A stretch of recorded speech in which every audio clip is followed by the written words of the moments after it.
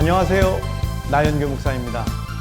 코로나19 상황이 우리에게 지속적으로 물었던 질문이 하나 있다고 생각합니다. 그것은 바로 교회란 무엇인가? 라는 것인데, 이것은 교회의 정체성을 묻는 질문인 동시에 우리들의 정체성을 묻는 질문이다, 이렇게 생각합니다.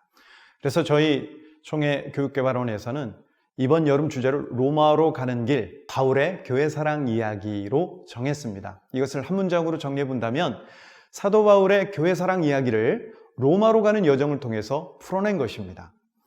자, 특별히 이번 주제는 배경 설명을 통해서 살펴볼 때 더 크게 그리고 전체로 깊이 다가온다고 생각하는데요.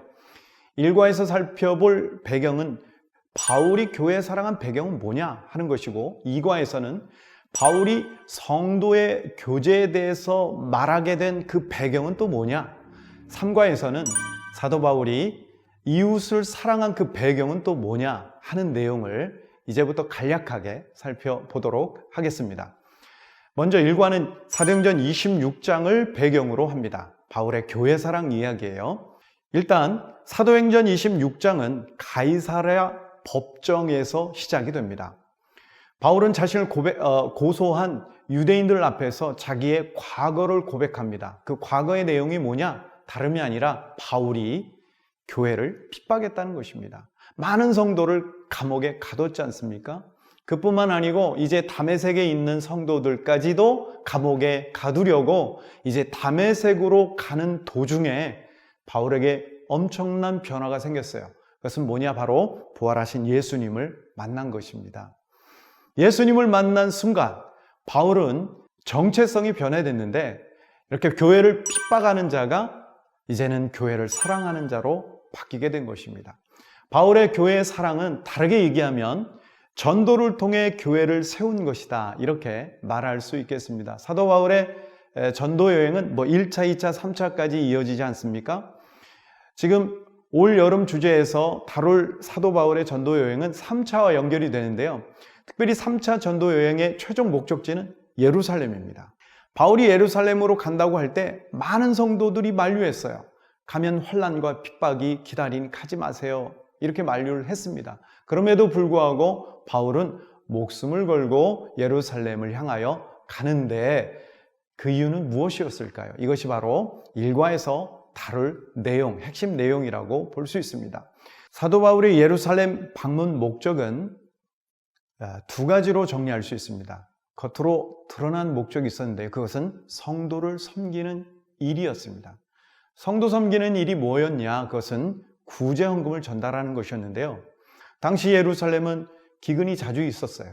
그래서 예루살렘 교회들이 물질적으로 어려움에 처해 있었는데, 그러자 아시아에 있는 이방인 교회들이 예루살렘 교회를 위해서 구제 헌금을 모았던 것입니다. 그리고 바울은 그 구제 헌금을 들고 예루살렘에 방문한 것이에요. 그런데 헌금 전달하는 정도의 일이라면 바울이 아니고도 누구도 가능한 일인데 왜 유독 바울은 이 일을 자신이 하려고 고집했을까요? 이면적인 목적이 있었기 때문입니다. 당시 이방인 교회와 예루살렘 교회, 즉 유대인 교회가 하나가 되는 게 어려웠어요. 그런데 만약 이방인 교회들이 모은 헌금을 예루살렘 교회가 받아들인다면 이 두 갈등이 있는 교회가 하나가 되는 일에 아주 중요한 역할을 한다고 사도 바울은 판단을 한 것이죠.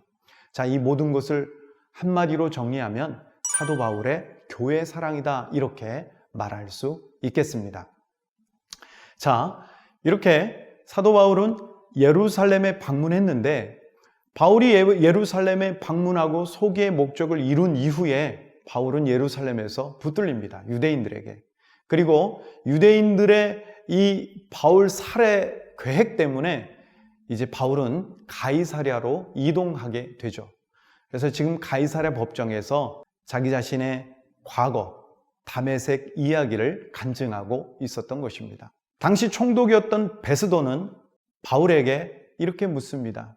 다시 예루살렘에 올라가서 신문을 받겠느냐? 근데 베스도는 알고 있었어요. 바울에게 죄가 없다라는 것을. 하지만 유대인들의 환심을 사기 위해서 예루살렘에 다시 올라갈 거냐라고 물은 것입니다. 예루살렘에 올라가는 순간 유대인들에 의해서 바울은 죽게 되는 것이죠. 그때 바울이 이렇게 말합니다. 가이사에게 호소하노라. 가이사에게 송사하노라. 이 얘기는 무엇을 의미합니까? 이제 바울은 로마에 가서 황제 법정에 서겠다는 것을 의미합니다. 이 일로 인해서 이제 바울은 로마로 가게 된 것입니다. 자, 이 과의 배경은 로마서 1장과 관련되어 있습니다. 이 과는 고린도 지역에서 시작됩니다. 바울이 로마서를 쓴 곳이 이 고린도 지역이었습니다. 바울은 고린도에 있기 훨씬 전, 즉 3차 전도 여행을 하기 훨씬 전부터 로마에 대한 사랑하는 마음이 있었습니다. 그래서 바울은 어떻게 하든지 로마에 가고 싶은 마음이 있었던 거예요. 그런데 갈 수 없는 상황이었습니다. 길이 여러 가지로 막혔던 것입니다. 바울은 이 길을 열어보려고 할 때 막히면 또 다른 길을 열어보고, 그 길이 막혀 있으면 또 다른 길을 열어보고, 이렇게 여러 번 로마로 가고자 애를 썼는데 그 모든 길이 막히자 최종적인 계획을 세우는데, 그것은 일단 예루살렘을 가고 예루살렘에 들른 이후에 로마로 간 다음에 로마에서 로마 성도들의 후원을 받아 이제 당시의 땅끝인 서바나로 가겠다라는 큰 계획을 세웁니다. 이렇게 사도 바울은 로마에 가고 싶었지만 로마에 갈 수 있는 길이 다 막혀 있자 로마 가는 것을 포기했느냐? 로마로 가는 것은 사실은 로마 교회 성도들하고 교제를 하는 것인데 그 교제가 막히자 포기했느냐? 그렇지 않습니다. 이것은 오늘날 우리가 대면 예배를 하고 싶은데 할 수 없는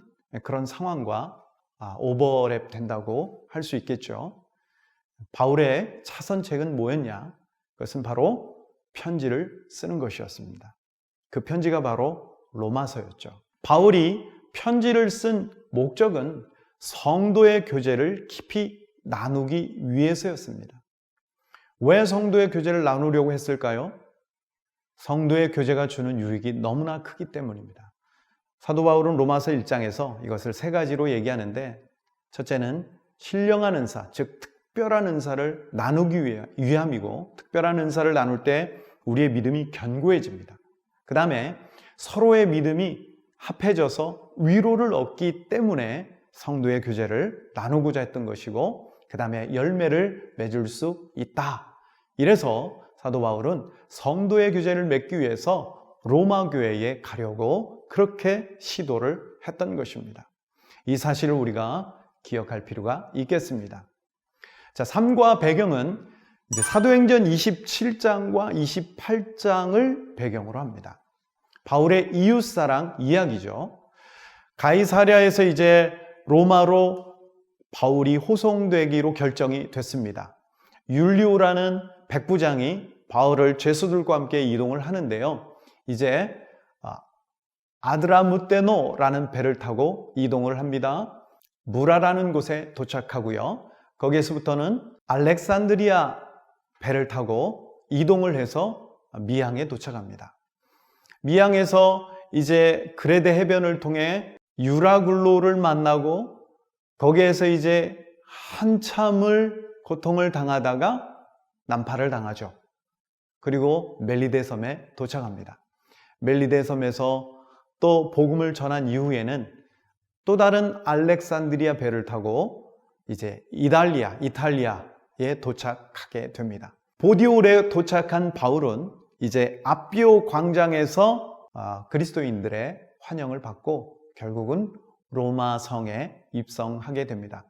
여기서 우리가 주목해야 할 사항은 이 미항에 있었던 사건, 그리고 유라굴로를 만났을 때 바울이 한 일, 그리고 난파 직전에 바울이 했던 일, 그리고 멜리데 섬에서 바울이 행한 섬김, 그리고 로마 교회에서 했던 섬김입니다.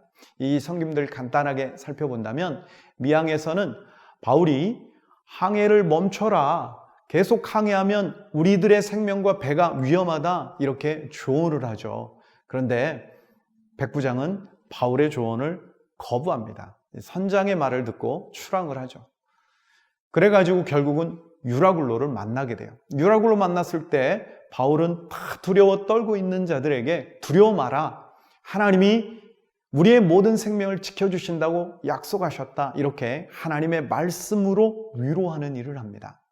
그 다음에 난파 직전에는 보름 동안 아무것도 먹지 못한 사람들에게 이제 먹을 것을 만들어서 축사를 한 다음에 먹게 합니다. 이때 먹지 않았다면 배가 난파됐을 때 사람들이 기진맥진해서 아마 바다에 다 빠져 죽었을 거예요. 그런데 사도 바울 덕분에 사람들이 해변까지 헤엄을 쳐서 나올 수 있었습니다. 멜리데 섬에 도착했을 땐 또 어땠었나요? 사도 바울이 피곤한데도 불구하고 다른 사람들을 섬기기 위해서 땔감으로 불을 떼다가 독사에 물리는 일이 벌어지죠. 자, 이 모든 걸 통해 볼 때 사도 바울은 믿지 않는 사람들과 함께 지나면서 그냥 가만히 있었던 게 아니라 그들을 섬기기 위해서 했었다는 사실을 우리가 기억할 필요가 있겠습니다. 흩어졌을 때, 즉 믿지 않는 사람들과 할 때 그리스도인들이 해야 할 모습을 우리에게 보여준 것이죠.